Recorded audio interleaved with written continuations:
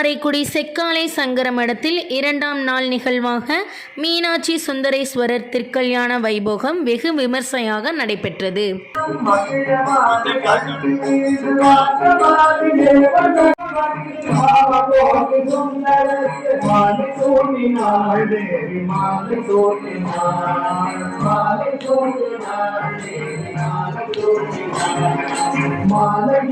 முதல் நாள் நிகழ்வாக கோபூஜை நடைபெற்றது. அதன் தொடர்ச்சியாக இன்று மீனாட்சி திருக்கல்யாண வைபோகம் வெகு விமர்சையாக நடைபெற்றது. திருக்கல்யாண வைபோகம் முடிந்த சில நிமிடங்களில் மழை பெய்ததால் பக்தர்கள் அனைவரும் மகிழ்ச்சி அடைந்தனர்.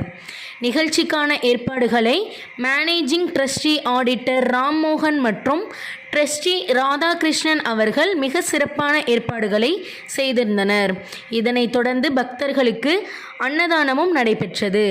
மேலும் கோபூஜைக்கான ஏற்பாடுகளை ரவிசர்மா சாஸ்திரி சிறப்பாக ஏற்பாடு செய்திருந்தார்.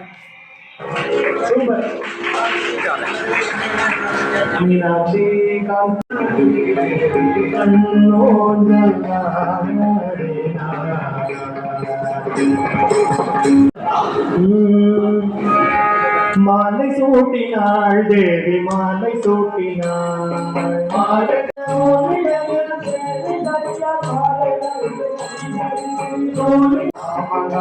புகழ்ந்தவர்கள் விஷம் உண்டவர்